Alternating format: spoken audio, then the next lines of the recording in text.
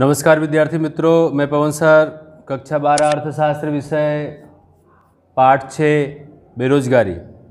विद्यार्थी मित्रों, हम पिछले वीडियो में बेरोजगारी उत्पन्न होने के कारण की चर्चा किए, जिसमें 3 कारण की हम चर्चा कर चुके थे।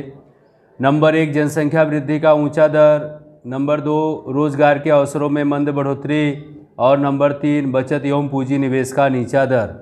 आज विद्यार्थी मित्रों चौथे पॉइंट की हम चर्चा करने जा रहे हैं, पूंजी प्रधान उत्पादन पद्धति। तो विद्यार्थी मित्रों, इस तरह से बेरोजगारी उत्पन्न होने के कारण में दूसरे भाग का वीडियो और चौथा पॉइंट पूंजी प्रधान उत्पादन पद्धति। भारत में पूंजी की कमी है, जबकि जो श्रम है वह विपुल प्रमाण में है। भारत के अंदर क्या है, पूंजी की कमी है और श्रम वह विपुल प्रमाण में देखने को मिलता है। ऐसी परिस्थिति में बेरोजगारी की समस्या को हल करने के लिए श्रम प्रधान उत्पादन पद्धति अपनाना अधिक अनुकूल है, अति आवश्यक है। श्रम प्रधान उत्पादन पद्धति मतलब कि मानव श्रम के द्वारा जो कार्य किया जाए वह, क्योंकि पूंजी की कमी होने के कारण, श्रम विपुल मात्रा में होने के कारण श्रम प्रधान उत्पादन पद्धति अपनाना सही उचित रहेगा। भारत में विशेष रूप से द्वितीय पंचवर्षीय योजना से बड़े एवं आधारभूत उद्योगों के विकास की नीति का अमल किया गया। कौन सी पंचवर्षीय योजना से? द्वितीय पंचवर्षीय योजना से क्या अमल किया गया? बड़े और आधारभूत उद्योगों का विकास की नीति अमल में लाई गई। इस तरह से पंचवर्षीय योजनाओं में भी पूंजी प्रधान उत्पादन पद्धति के सापेक्ष श्रम प्रधान उत्पादन पद्धति को भी अधिक महत्व दिया गया और कृषि एवं औद्योगिक क्षेत्र में अधिक से अधिक यांत्रिकरण मतलब यंत्रों का उपयोग को अपनाया गया है, जो रोजगार के अवसरों में अत्यंत मंद गति से बढ़ोतरी करता है। क्या करता है? मंद गति से मतलब धीमी गति से बढ़ोतरी देखने को मिलता है। तो इस तरह से बड़ी बड़ी औद्योगिक इकाइयों में उत्पादकता बढ़ाने के लिए संगठित मजदूर मंडल से सुरक्षा प्राप्त करने के लिए कम श्रम का उपयोग हो, ऐसी उत्पादन पद्धति का उपयोग किया जाता है।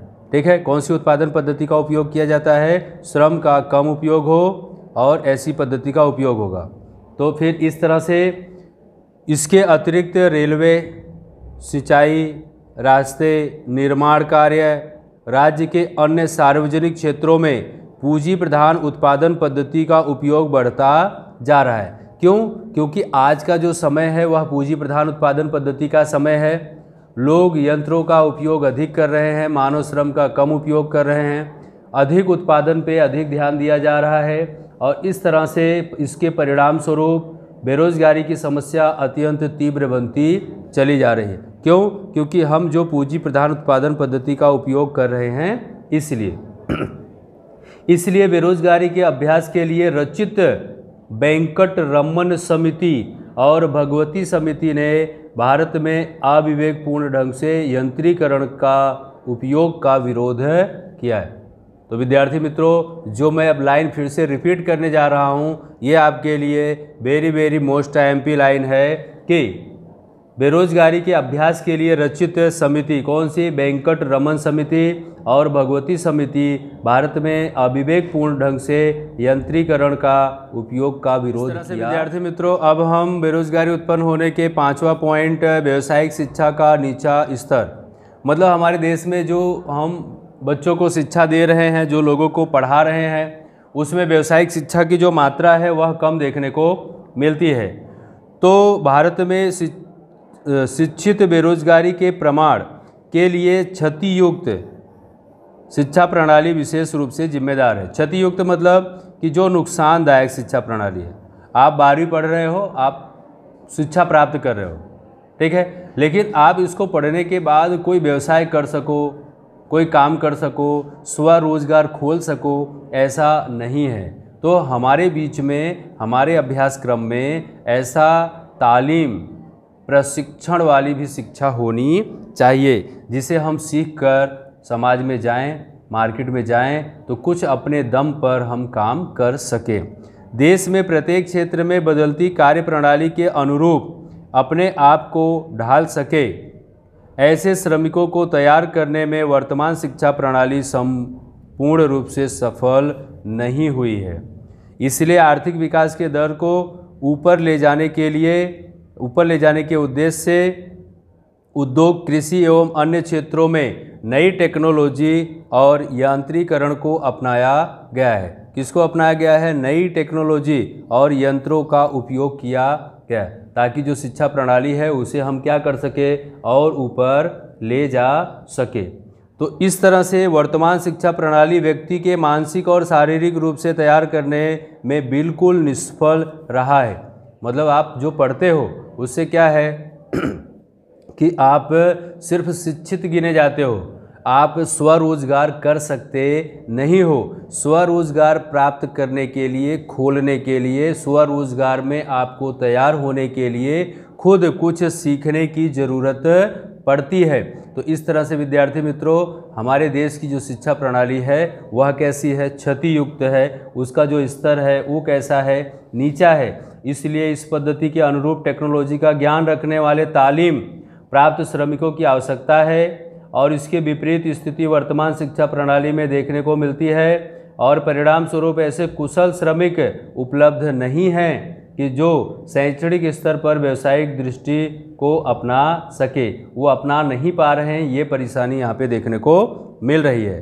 ठीक है, तो व्यक्ति स्वरोजगार प्राप्त कर सके इतनी भी व्यावसायिक क्षमता उसके अंदर होती नहीं है, और परिणाम स्वरूप वह व्यक्ति पढ़ा लिखा तो है, वह व्यक्ति शिक्षित तो है, लेकिन उसे बेरोजगारी का शिकार बनना। हम विद्यार्थी मित्रों छठे पॉइंट है मानव शक्ति के आयोजन का अभाव की चर्चा करने जा रहे हैं। तो विद्यार्थी मित्रों इस पॉइंट में है, भारत में आयोजन के वर्षों में मानव शक्ति का योग्य रूप से आयोजन नहीं हो पाया है।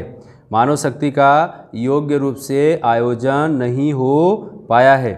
देश में वर्तमान समय में जिस प्रकार के श्रम की मांग होती है, किसकी मांग होती है? श्रम की मांग होती है, उसके संदर्भ में पर्याप्त श्रम की आपूर्ति हो, इस प्रकार से मानव शक्ति का संकलन मतलब आयोजन करने के लिए आवश्यक शिक्षा प्रणाली का निर्माण करने की आवश्यकता को महसूस नहीं किया गया है। मतलब जिस प्रकार की शिक्षा प्रणाली मानव शक्ति का आयोजन होना चाहिए उस प्रकार से हमारे बीच में हो पा रहा नहीं है। ऐसी कमियां हमें देखने को मिल रही हैं।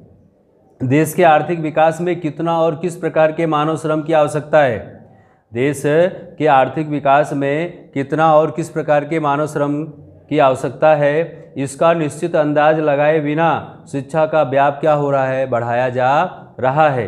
ठीक है, किस व्यक्ति को किस लाइन में ले जाना है इसका कोई गिनती यहाँ पे देखने को नहीं मिल रही है। तो परिणाम स्वरूप प्रति वर्ष लाखों युवा शिक्षित बेकार डिग्री प्राप्त कर रहे हैं। प्रति वर्ष लाखों जो युवा लोग हैं वह डिग्री प्राप्त करते हैं और शिक्षित बेकार गिने जाते हैं। वर्तमान आर्थिक विकास के अनुरूप ज्ञान, तालीम, शिक्षा के अभाव में शिक्षित होने के बावजूद बेरोजगारी का शिकार हो जाते हैं, और यह मानव शक्ति के योग्य संकलन के अभाव की स्थिति को दर्शाता है। तो इस तरह से विद्यार्थी मित्रों कई परिस्थितियों में रोजगार या विकास की अपर्याप्त अवसरों के कारण उच्च योग्यता और तालीम प्राप्त डॉक्टर और इंजीनियरों को योग्य काम ना मिलने के कारण वे विदेश में चले जाते हैं, क्योंकि इनके पास उच्च योग्यता भी है, अच्छी तालीम भी इन्होंने प्राप्त की है, लेकिन फिर भी अपने देश में इनको अच्छा काम मिल पाता नहीं है। तो ये लोग कहाँ चले जाते हैं? विदेश में। तो ब्रिटिश शासन के दौरान सोने की एक तरफी प्रवाह देखने को मिलती थी, जैसे कि ड्रेन ऑफ गोल्ड भारत में से ब्रिटेन की ओर देखा गया। भारत में से क्या हुआ? ड्रेन ऑफ गोल्ड मतलब यहाँ की धन संपत्ति को विदेशों में ले जाया जा रहा था। ठीक उसी प्रकार वर्तमान समय में जो आज है शिक्षा रूपी धन एक तरफी प्रवाह देखने को मिल रहा है। ड्रेन ऑफ ब्रेन भारत से विदेश की ओर जा रहा है। उस समय संपत्ति विदेश में गई, आज क्या है? यहाँ पे ज्ञान जो है, दिमाग जो है, शिक्षा रूपी धन वह विदेशों में जा रहा है और वहाँ पर अपनी योग्यता के आधार पे कार्य कर रहा है और वेतन प्राप्त। विद्यार्थी मित्रों अब हम 7वें पॉइंट की चर्चा करने जा रहे हैं, सार्वजनिक क्षेत्र की अकार्य क्षमता। सार्वजनिक क्षेत्र की अकार्य क्षमता। तो सार्वजनिक क्षेत्र में विद्यार्थी मित्रों स्वतंत्रता के पश्चात मतलब स्वतंत्रता के बाद भारत में निजी क्षेत्र की अपेक्षा सार्वजनिक क्षेत्र के विकास को अधिक महत्व दिया गया। निजी क्षेत्र की अपेक्षा किसको अधिक महत्व दिया गया? सार्वजनिक क्षेत्र के विकास को अधिक महत्व दिया गया।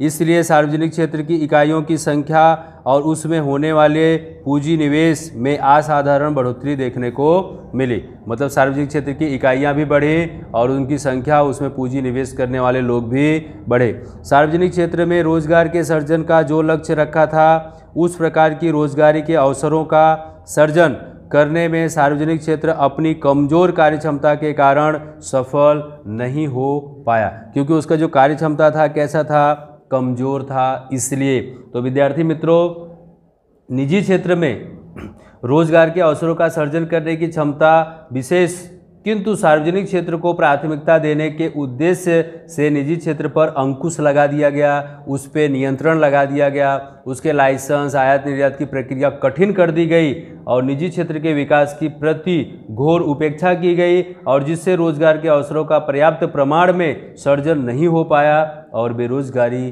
के लिए जिम्मेदार बन गया। अब हम विद्यार्थी मित्रों 8वें पॉइंट की चर्चा करने जा रहे हैं, जो 8वां पॉइंट है कृषि क्षेत्र के विकास की उपेक्षा। तो जब औद्योगिक क्षेत्र का विकास, सार्वजनिक क्षेत्र का विकास सरकार ने किया, देश ने किया, तो क्या हुआ? कृषि क्षेत्र की विकास की उपेक्षा यहाँ पर देखने को मिली। भारत एक कृषि प्रधान देश है। भारत की खेती वर्षा पर आधारित है। भारत में ज़्यादातर लोग गाँव में निवास करते हैं।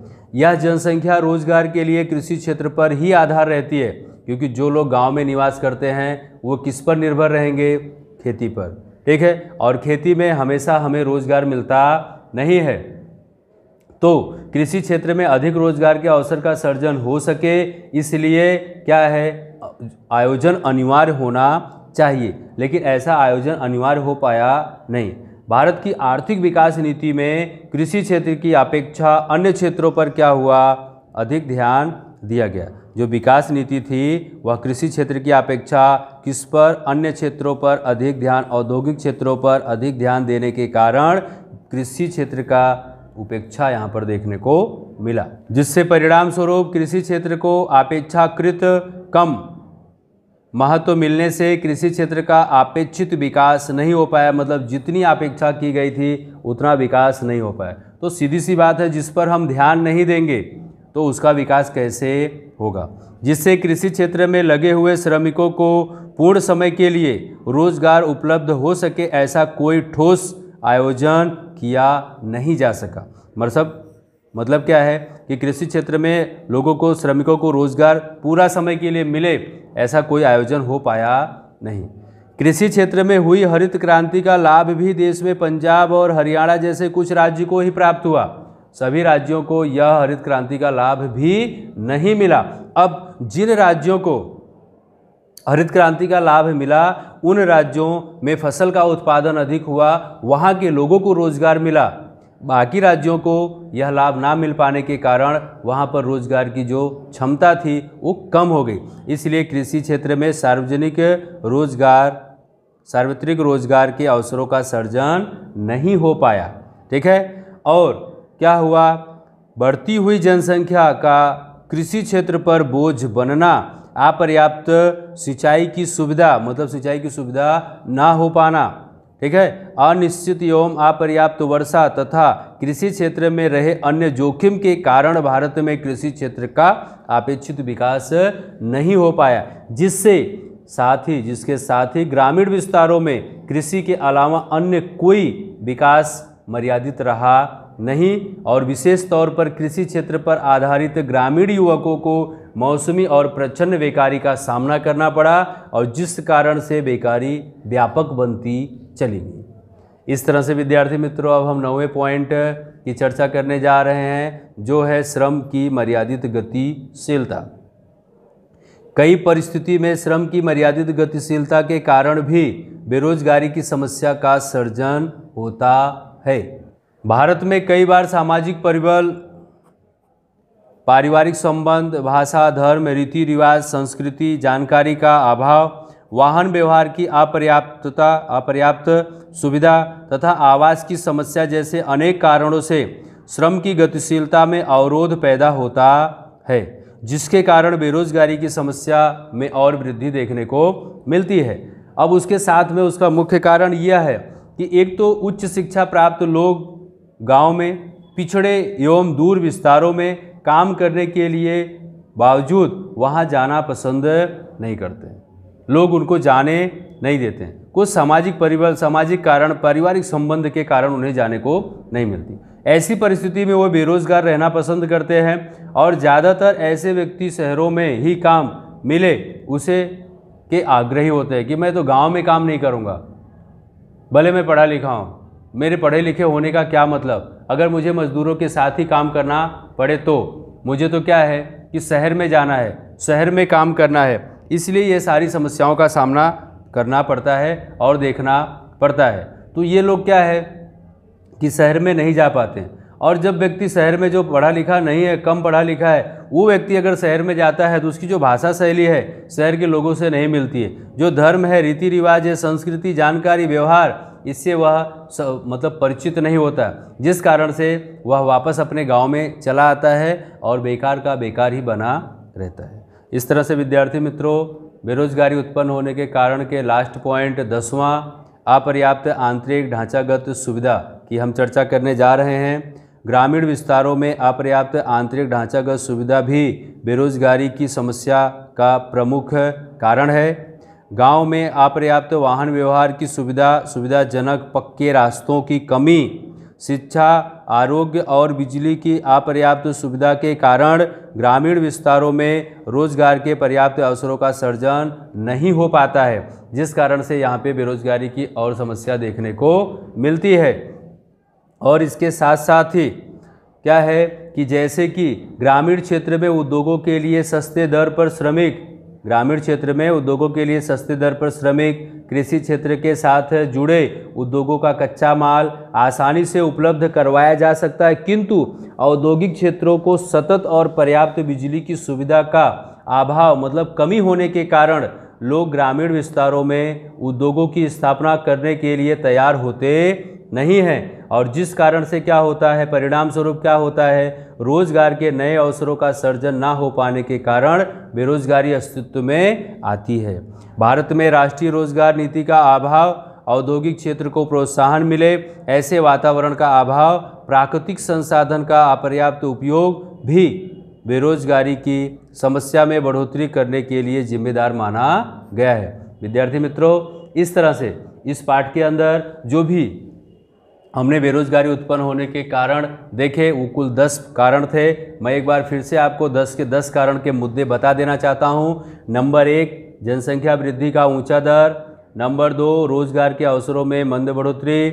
नंबर 3, बचत एवं पूंजी निवेश का नीचा स्तर। नंबर 4, पूंजी प्रधान उत्पादन पद्धति। नंबर 5, व्यावसायिक शिक्षा का नीचा स्तर। नंबर 6, मानव शक्ति के आयोजन का अभाव। और नंबर 7, सार्वजनिक क्षेत्र की आकारी क्षमता। नंबर 8, कृषि क्षेत्र के विकास की उपेक्षा। नंबर 9, श्रम की मर्यादित गतिशीलता। और नंबर 10 लास्ट, अपर्याप्त आंतरिक ढांचागत सुविधा। इस तरह से विद्यार्थी मित्रों ये पॉइंट यहाँ पे पूरा होता है। धन्यवाद।